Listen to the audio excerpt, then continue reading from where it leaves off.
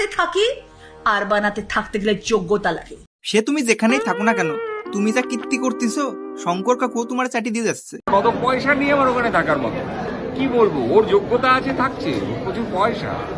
একটা জিনিস উনি খুব গোলমাল করে ফেলেছেন, সেটা হচ্ছে যে উনি প্রথম বাঙালি মহিলা যে অমিতাভ বচ্চনের সঙ্গে অভিনয় করেছেন। তাহলে শর্মিলা ঠাকুর কে, জয়া বচ্চন কে, জয়া ভাদুরী কে, মৌসুমী চ্যাটার্জি কে, মাথা ফাতা গেছে সব, জানেন তো।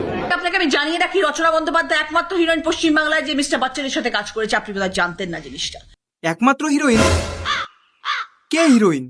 আরে ঠাকুমা, দিদি নাম্বার 1 থেকে বের করে দিয়েছে বলে কি মাথাটা পুরো গেছে নাকি? মাথা ফাতা গেছে সব, জানেন তো। অমিতাভ বচ্চন স্যারের মুভিতে তুমি তো সাইড রোলে ছিলে, তাও আবার টোটাল 5 মিনিটের জন্য।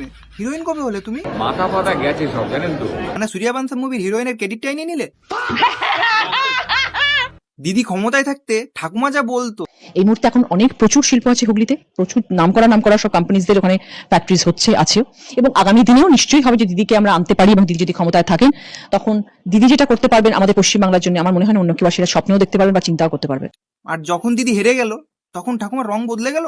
কি না কি বেরোচ্ছে কলেজের ভেতর থেকে, কি নেই মুখ থেকে বার করতে পারবো না কথাগুলো। জানতাম যে দলের মধ্যে এত দুর্নীতি, কয়লা চোর, মাটি চোর, ত্রাণ চোর, বালি চোর, আমি জানতাম না এর মধ্যে এত নোংরামি লুকিয়েছিল দলটার মধ্যে।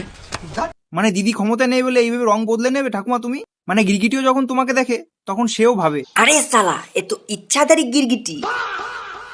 মানে ঠাকুমা তুমি যা রং বদলি দিলে, পুরো ওয়েস্ট বেঙ্গলে চমকে গেছে তোমার রং বদলানো দেখে। বদলানো দরকার, এটা মানুষ এত সিরিয়াস নিয়েছে যে 20টা এমপি বদলে গেছে। भारी मिस्टेक हो गया सर। রচনা বন্দ্যোপাধ্যায় একমাত্র হিরোইন পশ্চিমবাংলায় যে মিস্টার বচ্চনের সাথে কাজ করেছে। আপনি বোধহয় জানতেন না জিনিসটা। আরে ঠাকুমা জান না, অনেক হয়েছে।